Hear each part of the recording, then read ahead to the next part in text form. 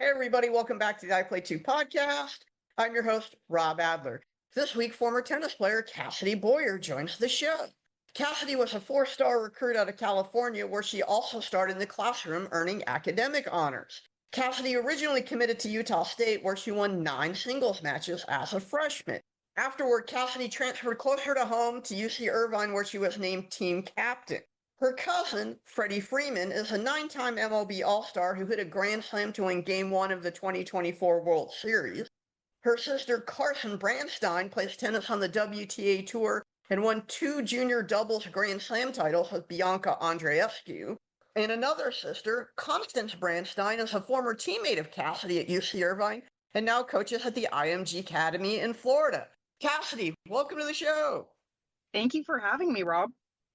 Thank you for being here. My first question is, did you get to any of the World Series games last year? I did. All of the home games. They were very exciting. As most people probably know, in LA, I can't believe those fans during the World Series. It was probably one of the wildest sports games I've ever been at. What was it like to see the Grand Slam? Oh my gosh. We were up in a suite with some friends, and during the playoff games, there's just a whole nother level of nerves. We've been working for Chelsea and Freddie since 2021, so we experienced it with the Braves. There's just nothing like playoff games. So you just have that little pit in your stomach. You're just nervous, you want to win, and then the crowd is just incredible. There's nothing like Dodger fans. And we actually ran to the restroom. We were like, you know what, let's just go. We're nervous. We'll go to the bathroom. We'll come back. All of a sudden, we hear Freddie's walk-up song. We run back, and we were just kind of thinking in our brains, like, oh my gosh, like, Shohei was walked. Oh my gosh, like, just don't strike out. I don't know. I believed in him. And then all of a sudden, it just happened so quick. It was the most incredible moment in person to see. I'm old enough to remember the Kirk Gibson home run. I will tell you, the crowd reaction, it was almost eerie how similar it was. Wow. Well, I'm just very proud of him, and it was just very well deserved. And he's a very humble guy, and I think that he was just so excited to win for his team in that game. And then ultimately they won the World Series. It was so great to watch for them and their family. You mentioned that you've been working with Freddie and his wife, Chelsea. Could you mind elaborating more on what you're doing for them? I would say we wear many hats. Markus helps teach Charlie school, their oldest, just does a variety of, I would say, executive assistant work for them. And then I help Chelsea.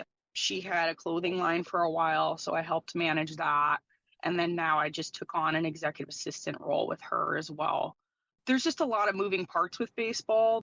There's just a lot of logistics and traveling and things like that. So to have family work together, my mom also works with them as well. So we just all try to make everything happen during the year while Freddie's gone and just try to make their lives as easy as possible. Taking a bit of a step back here, you played college tennis. How did your interest in tennis, I guess, begin? I think it began with Serena and Venus, just seeing them play at such a young age. I'll never forget seeing them with their outfits on court at 15 years old at the US Open, and I loved watching them. But my mom got me into it. She kind of had to bribe us. I mean, I wanted to play, but I was a really shy kid. And so I wanted her to stand at the fence during my camps that I went to. So she would stand at the camp. She was so patient with me and just stand closer and watch me. So that's how it started. I grew up in Orange. There's a tennis club that's no longer there called Ridgeline that we grew up going to for camps. It was sporadic. I wasn't playing all the time, but that's how it started. Between Serena and Venus, when they played each other, which one would you root for? Oh gosh, I don't know if I could ever pick a side with Serena and Venus. But I think because Venus was the older sister, I think I always naturally wanted Venus because I think I just related to her a lot. I just think as the oldest sister, you just root for the older sister. I don't know. I loved Venus's style too, so that also helped. Have you ever had a chance to meet either one? I have seen Venus at Wimbledon when I came to Wimbledon in 2017 when Carson was playing the juniors, but I had never directly met them. Carson's met Venus before, and I believe she met Serena as well. What was Wimbledon like? Because as a tennis fan, for me, that's the pantheon of every tennis fan's dream to go watch a match there. Gosh, I love Wimbledon. The crowd, the way that they dress up, energy, it's just very calm, but it's enthusiastic at the same time. I think my favorite part of Wimbledon, Constance and I were helping Carson warm up for matches. And my favorite person to see at the time was Roger Federer. He's just so kind to everyone, and just the way he walks, he just stands out to me. Somebody asked me the other day, I was in LA, who you're the most starstruck by, which I wouldn't say I get starstruck by anybody. I just think people are people no matter what. And so for me, I guess I had to think about it, but I would say Roger Federer, seeing him in person every time. He just always stood out to me. There was just something about his style that was almost elegant. It was like an artist playing tennis. He was just so smooth and elegant, and everything he did seemed that way. When you were at Wimbledon, did you imbibe in any strawberries and cream, and is it as good as advertised? Of course, and it was wonderful. And I still make it at home too, every once in a while, but I don't think it's as good as England. Yeah, that's something I've always wondered. Does it live up to the hype? It's good to hear that it does.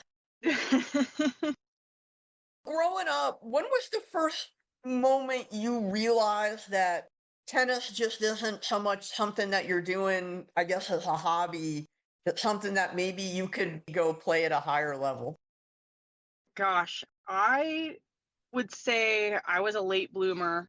Like I said, I played at Ridgeline, and Ridgeline at the time had a bigger tournament for juniors. I was 13 years old. I knew how to hit the ball. My cousin Caroline would take us out, and she helped us with just grips and the beginning stages of getting serious, but we never played tournaments. So I just knew I could hit the ball. I didn't know how to play matches, and hitting a tennis ball and knowing how to play a match is so different. There's people with beautiful ground strokes that don't have tennis intelligence to win yet. That just comes with match play. So my mom had signed me up for this tournament.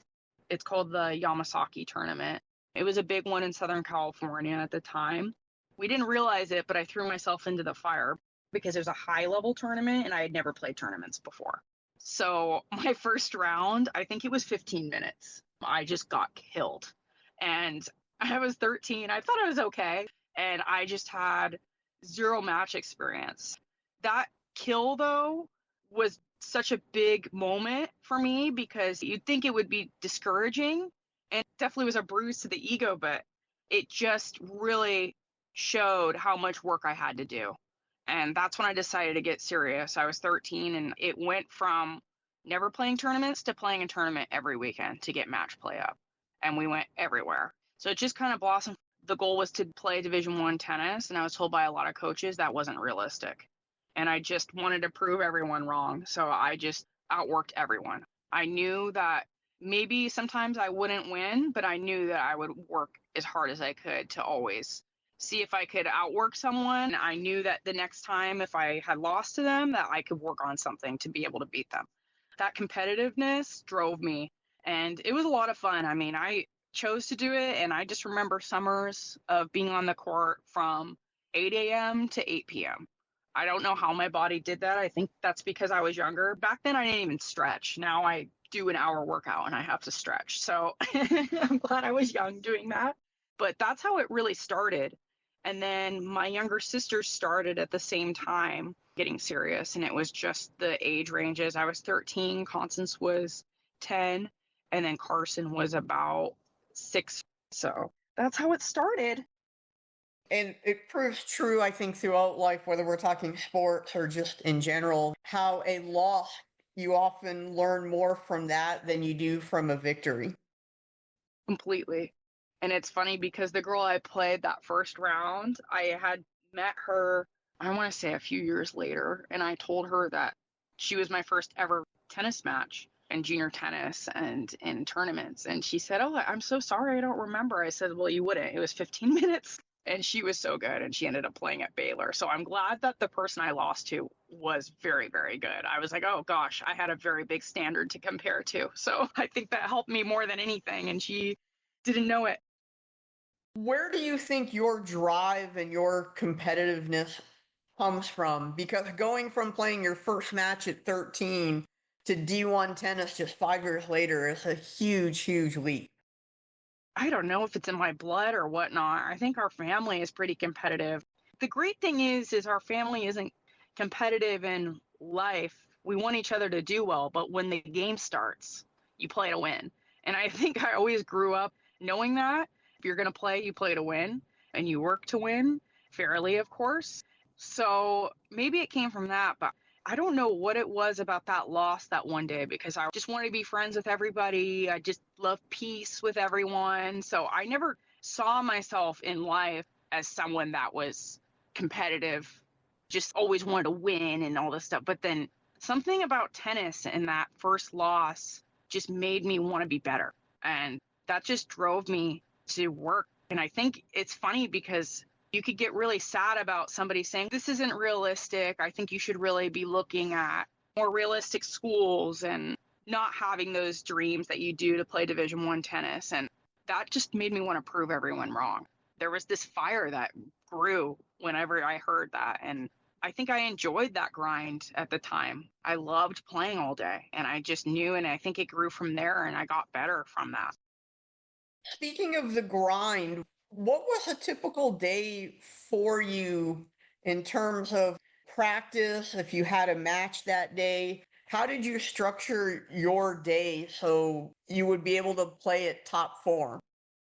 So because there was three of us, I would say it changed a lot. But a typical day that stands out for me, gosh, I have a few, so I'll explain them. My 8th grade year, my first year training post playing tournaments, the summer was a big pivotal point. I was playing at Racket Club of Irvine, and there was a clinic that I would go to for 4 hours in the morning. It was about 8 to 12, I would say. Then we would have lunch. I still remember the chicken sandwich at Racket Club of Irvine. And then I think there was an afternoon session from 1 to 3 that I would do. And then after that, Ridgeline was on the verge of closing. But we would go to Ridgeline, and there was a group of kids from Orange that we all hit with. They played high school competitively, and we just all would play matches after that. And I would say we would go till 8 p.m. sometimes. So it was an all-day thing. It sounds ridiculous now thinking about how many hours that was, but at the time I didn't even think about it. And there was times that summer, I remember I counted 1,000 serves that I actually hit that night. I counted one by one. There was 100 balls in the basket, and I knew I had to do it 10 times because I kept double faulting in matches because I was so nervous playing. So I said, I'm going to outwork my serve and stop double faulting. So I had counted 1,000 serves. I did that multiple times. So that was the 7th and 8th grade summer. Then 8th grade year, and that was when a lot of parents at the time were paying for clinics, and they just couldn't anymore. The economy was really bad. It was bad for everyone. And so we had to figure out a way to be able to train without having to pay money to be able to train anymore with coaches and things like that. So that is when we had met a few friends at clinics through Orange County. And we actually put together a group of girls that would play matches after school. And we called it the $0 Academy. And it got so big that the city of Irvine said that it was too organized. And it came to us. And then my mom and a few other parents were like, no, we're not coaches. And they had explained. And so it was a lot of fun while it lasted through 8th grade. So then high school, I decided to homeschool. I did independent study just to be able to keep catching up to those tournament players that had been playing at a way younger age than I did. And high school typically was 7 a.m. My family friend, Garrett, who I had met in Lake Arrowhead, and my mom told me to go talk to him because he played tennis at Vanguard. He would train me from 7 to 9 a.m. right before I started my independent study school. Then after that, my sisters and I would go up to the Home Depot Center. Carson was training with the USTA at the time, and Constance and I would hit in a backcourt. So there was a lot of different schedules that would change over time. And then I would say my fondest memories by far with training, other than when I had started, was my uncle had a house in the desert, and he was such a generous man, him and his family. They were just so generous, and they let us use their desert home when they weren't there. That gave us the opportunity to play. The desert had a lot of different tournaments, I think, just because there's so many courts out there. And we were able to meet kids from the desert to play with. And because we all homeschooled, we were able to train out there. A lot of my high school was in the desert, which was really special at the time because it was just fun. I mean, there was no fighting for courts. Orange County got really busy at the time with tennis, and it was very difficult to get tennis courts at a certain point to train on. And so the desert was so great. And then we connected with a few coaches, Jackie Cooper and Gordon Zatoon, that really helped us just even elevate our game even more. Jackie had so much tennis wisdom, and then Gordon was just so kind and generous to our family, and we were able to train with them for so many hours in the day and do school at the same time. We would stop at Panera Bread and do school on the way home.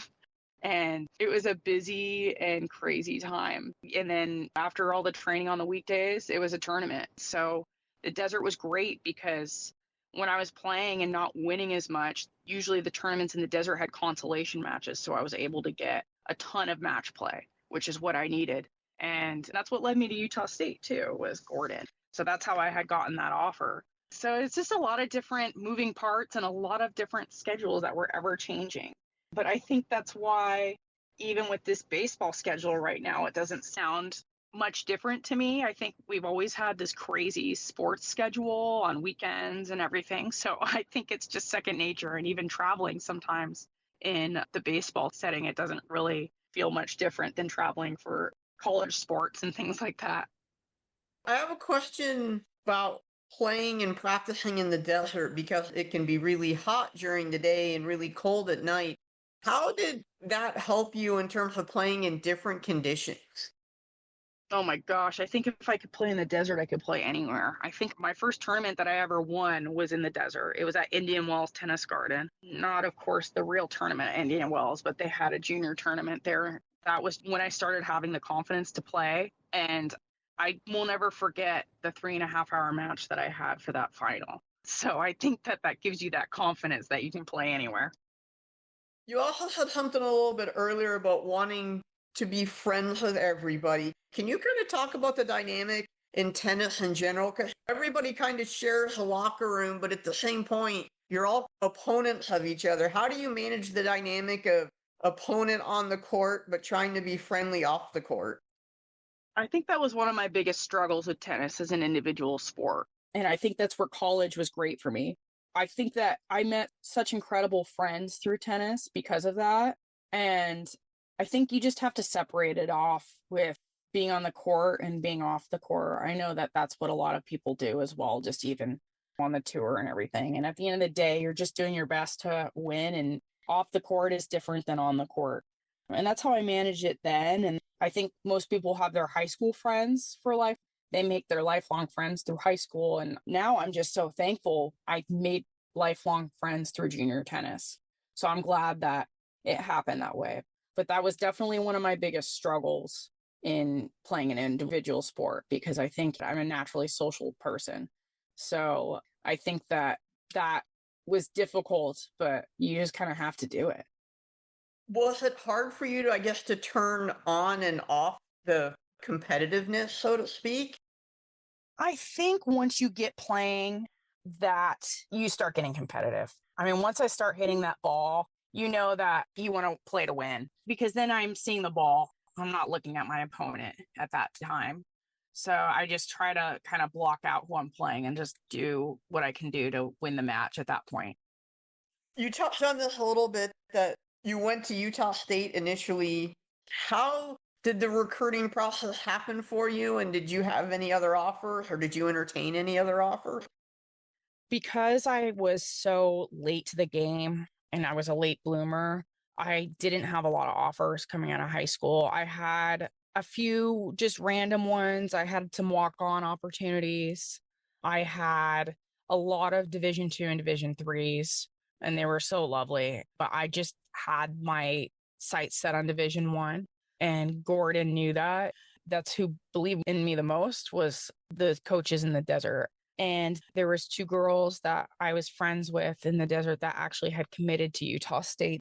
They were a year ahead of me, and they invited me out for a visit. And the Utah State coach was interested. And I just knew that it was a good opportunity because at the time they were in the Mountain West, and that was a good tennis league. There was UNLV, that was a very good team at the time. Boise State, all of those schools were great competitive schools that I would be playing against. So I just saw that opportunity, and I actually loved it when I visited. The coach that recruited me was different than the coach that ended up being there my freshman year, but that's how I had gotten that offer. And I just fell in love with it. They took me to a basketball game, and it was a lot of fun. And they had this incredible weight room, and football was very big. And I always wanted to go to a big football school. And I thought, what a great opportunity as a Division I school that I got. So that's why I committed there. As I've never been to Logan, Utah, where Utah State is, what's Logan like as a place to live? Logan is very safe. It's a small little town. It was completely different than how I grew up in Orange County. Orange County is great and it's very safe and it's a good little suburban area, but I didn't know like a more rural area until I went to Logan. But it was great. I mean, it was a great sports town. People came to our tennis matches to watch them as fans, and I had never experienced that before. And it was just a lot of fun. And there was a lot of community support for that university and the athletic department. I loved being a part of that community. What led you to transfer out of Utah State with the fact that you liked the area so much? It was the coaching change at the time. I think he had a different vision than the coach that had recruited before. And it was unfortunate for me. It was actually very sad for me to have to leave a school that I loved so much. But what I came there for and what I was recruited there for no longer fit with that coach's vision, I would say. And he couldn't directly get me off the team, but I knew in my heart that he didn't want me there. So I just knew that, and I thought it was best to leave. And I don't regret that at all. And I just am really thankful for that year. And I would have never met my husband if it weren't for this transfer to UC-Irvine, which is funny because I always said I would never go to UC-Irvine because it was so close to home. I had known UC-Irvine's coach since I had first started playing competitively, and he was always so kind, but I never even had reached out to him because I think he always knew that I wanted to be away as well. I was just ready to be in a different state and experience a different type of life. And the assistant coach that was there, I had known from just training in Irvine and around, and she played professionally. So when I had called initially, they were laughing because they're like, I thought you always wanted to be away. But they were just so lovely to offer me a spot. I actually had explored other options to go to different states, but nothing really worked out. It was one of those timings where there wasn't scholarship money available. At the time, you had to get released by your coach, and you had to make sure that they didn't block you from certain schools. It was just so different what transferring is now. There was all these rules, and there was a lot of things and logistics that you had to figure out when going to a different school.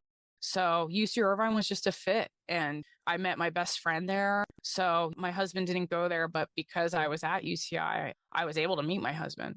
So I'm really thankful for that and that God led me there, because when you think things don't work out, there's more reason to it than you think. So how did you and your husband meet?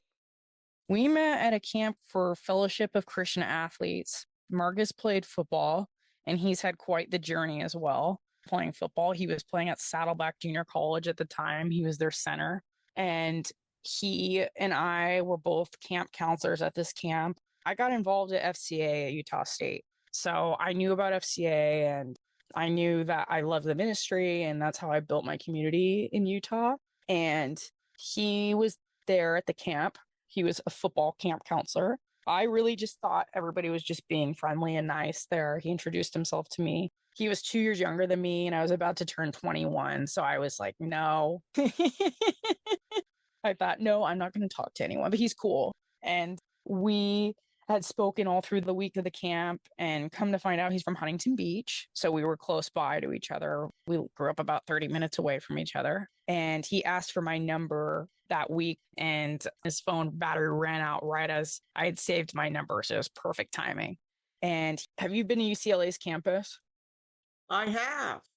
Okay, so you know that hill by the tennis courts from Pauley Pavilion? We're walking up that hill, and that hill really can get you winded. It doesn't matter how good a shape you're in, especially in the summertime. So he was 100 pounds heavier because he was a center. So he was a little sweaty, but he asked me on a date, but I didn't expect that. He did it right away. And I was like, wow, this guy's a gentleman. So we went to Cafe Rio in a football game for our first date, and we clicked. And then from there, we just have been together for 10 years now.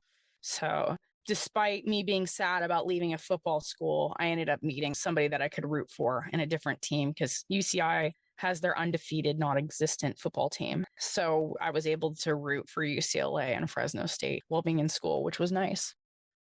I just put two and two together. I'm a little bit slow here. Marcus's dad, I think, played for the Colts, if I'm not mistaken. He did. He played for the Colts and the Jets, and he was an SC guy. Yeah, he was a tight end, which probably shows my age here. So lots of athletes in our families on both sides. I know there's a bigger age difference between you and Carson, but you and Constance are somewhat close and were teammates in college for a year. Did you ever play competitively against each other, or were the age groups too different? Yes, Constance and I did. That was actually really difficult. I think that people assume that because sisters play all the same sport that we would be mean and competitive with each other, and we just weren't. I mean, we fought like normal sisters when we trained together. There was definitely multiple times where we shouldn't have been in a country club fighting against each other. So it always resorted back to maybe playing in high school courts because we didn't want anybody to be around. But I would say playing Constance, I played her once in a tournament, and then I'm the one that won. But we started crying afterwards. It was not fun for us at all. I think at the end of the day, I don't think that we would have wanted to do that again, just because I think that we always played as a team, my sisters and I, and we always wanted to get each other better. And we were just trying to grind it out. We just wanted to get to college, or if professional worked out, professional. I mean, for me, I wanted to play professionally. That was my dream. And I thought I could do it. I really did. All these people said that it was too late, and I never thought that way. And then my sisters never did either. I mean, none of us ever thought that we couldn't do something. So I think that was the most difficult match that we ever played, was that against each other. And it wasn't a big tournament or anything like that, but we knew from then that we didn't really want to do that anymore. So I think we all just would play different age groups at that point, and we just never wanted to play each other, just because we always looked at each other as teammates, not competitors. That's an interesting aspect, because now you have the Kruder-Matova sisters and the Andreeva sisters who are playing against each other. When you do get a chance to see them play, do you understand what they're going through, and the fact that, yes, you want to win, but also it's family? Of course, because you want your family to do well. I mean, you're on their team. So to be against them feels very weird. I think that maybe at some point you can separate it, like I said before, with playing friends and opponents, but there's just nothing like your sister. And my parents always taught us that your sister always has your back and they're your best friend. So for us, it was difficult for sure. I mean, I talk to my sisters every day. So we know the most vulnerable parts of each other as well. I think that's probably the hardest for sure. But when I see them play, of course, but especially Venus and Serena, who paved the way for a lot of sisters, I think that they know that it's their job. And gosh, I don't know how they do it. I would love to ask them now, but I definitely can see what they're going through. You mentioned that your goal was to play pro tennis. What was your decision behind not doing that eventually? There's a lot of expenses when it comes to pro tennis. And for me, my college career was good, but I think I could have been more confident for sure. I think I was overly responsible in the fact that I said I had to get a job right out of college, which is funny now looking back. I think that I was stressing myself out over nothing when I was 22. There's jobs that are always there. And I think that at the time I just wanted to be really responsible and live on my own and be independent. And I was already doing that, but I wanted to just provide for myself and be on my own. And I thought that tennis at the time had such an expense to it with traveling, and I wasn't always guaranteed to make money at it and all those logistical things. I think I overthought a lot on. So ultimately, I just decided that I wanted to start my career as an adult. How hard is the travel schedule for tennis? Because even in college, I mean, you could be playing in a different spot every weekend, pending whether you're playing at home or on the road. You really make decisions for yourself because there's so many different options or lanes you can go in, and then you don't know if you're going to win or lose. I think every team sport that I know of has their schedule mapped out and they know where they're going to be on a certain date. It does not mean that it's not a grind to do that sport, but you do know where you're going to be. Where tennis is interesting because you don't know if you're going to win or lose one of these matches for a tournament, and then you're going to have to turn around and go to a different tournament because you lost early in a tournament you weren't supposed to, or vice versa. So I would say tennis is extremely difficult. Juniors as well. Junior tennis is interesting because you're so young and you're navigating high school, and you really do have to sacrifice a lot. And I don't think that's what people see. I mean, I never even went to a high school dance. I didn't do anything. And that was my decision. I didn't want to. I was so focused on getting better at tennis. I mean, I had such a fire in me, and I knew that it would be worth it to train and miss things. But I think that people don't see that as much as the side of it, that you have to make those decisions, that you're going to miss a lot and that you're going to sacrifice a lot to be good at what you want to be good at. And I don't regret it at all, even though it didn't turn out exactly how I wanted. To learn that sacrifice and discipline takes you to a certain spot, I think is priceless. And I'm just really thankful for that experience. Tennis is a grind, especially because you're funding yourself most of the time as well, on top of not knowing where you're going to be next week. How did the grind, the uncertainty of knowing some of the things from day to day, especially when you're in a tournament, prepare you for being an adult and everyday life now that you're out of the game and working for family? You know what's funny, Rob, is I had a normal 9 to 5 job post college and I could not do it. I mean, I did it and I excelled at it, but I did not like it. I didn't want to be told to be there at a certain time. And now, since I had Bane, it's been a lot different. But before that, I mean, I did not mind working on a weekend for long hours over being in an office. I knew that about myself. So it's funny because I fell into something that seems very similar to what I did in high school. So I think that it translates in a way that your capacity is big for the schedule that you could have. And I definitely don't like a traditional schedule. So I like not knowing where we're going to be sometimes. I still love traveling and things like that.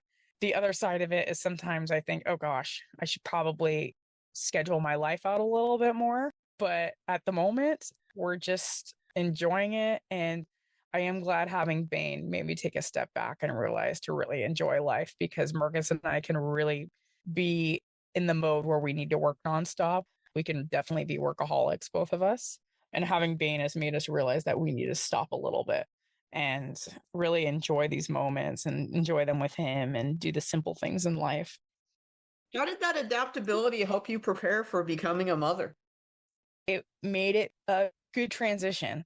I joke about this all the time with my sisters, and I just still can feel the pain of getting up at Utah State at 4:45 in the morning and getting to the weight room in the cold. Oh gosh. And just warming up your body from the snow and your feet are wet. There's nothing like that pain. And then having to squat 200 pounds. I think getting up for a newborn was easier. I think being a mother is definitely the hardest job I've ever had. But they can find another good tennis player to replace you on the team, but you're not replaceable at home. So I think the mindset is a lot different. So I think that made it easier than even doing a weight session in the morning or training for tennis, is that the little life that we have is so much more important than what we did before. With the little bit of uncertainty in terms of the professional life and having a young child, what advice do you have for people who are expectant mothers or new mothers to be able to balance the two? I think that you need to give yourself grace in the fact that your life is different now and that you have a child at home. You're given a huge purpose and you just are not replaceable at home at all. You can be replaceable anywhere else. And I was told that my freshman year of college. I was an excited freshman at Utah State. In our first practice, we were told that we were all replaceable. And that was really difficult to hear. But now hearing that, and maybe that wasn't the best thing to hear my first practice when I was so excited to have a full scholarship. And I was so excited to think that I could be one of the best players at Utah State to ever play and all this stuff. After hearing that, and I look back hearing that, because I just remember my heart dropping from hearing that, but it was true. But that doesn't mean that you can't follow your dreams as well. And I just think that having a kid just increases your capacity to do things. I mean, I just think about not having pain and thinking, oh my gosh, I could have done another job, which I'm glad I didn't. And I think that just giving yourself grace in the times that your child needs you, it's important. And it's a very fun adventure to do. And it's been a really great transition now. I think that it takes some getting used to having a child, especially when you're traveling and have this unpredictable lifestyle. But it's been the best thing. And Bane is the best boy. And Marcus and I have so much fun with him. And he's just the sweetest. And we're excited to see his gifts as he grows. And it's just the best thing to see that. So when do you sleep? Oh my. Well, the best is to go to sleep when the baby goes to sleep, I guess, at night, which we do not do all the time. But now that Bane's a little older, he does sleep. So that makes it easier. And then we just get up before him in the morning to work out and do all that. You just figure out that schedule. Marcus and I just moved to our own house. So I think we are finding our own routine in our own home as well. And that's helped a lot. You and your husband, Marcus, just moved into a new home and you're starting a new venture called Rejected Athlete. Would you mind explaining a little bit more about what that is? Yes. So we started this company a few years ago. We were just looking to start something. I think that Marcus and I, we've done a lot of waiting, especially in our careers. There were certain things we were both under recruited, we would say, in our sports, and we both wanted to play professionally, and that just didn't work out the way that we wanted to. So I came up with the name Rejected Athlete just because I thought sometimes your failures can turn into your biggest weapons in life and you can reclaim your mountain. And that's what we want to do. We just want to create positivity out of things that don't always work out. And there's other things that you can create that can be your own success. It's just a fun company. And I think that because I was in clothing before, our goal ultimately is to do clothing with them and make workout clothing and recovery clothing. So we're just trying to get that started right now. And we want to see how it goes, but it's been a lot of fun. It started as a training app. Marcus has his NASM and he's certified in personal training.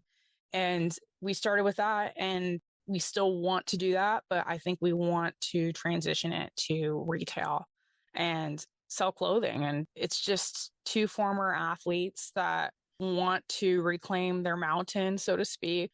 We want to turn our sports that maybe didn't necessarily work out for us professionally into a company that encourages people of all walks of life, that maybe things didn't work out the way that they planned, but there's light at the end of the tunnel and there's a new path that you can take.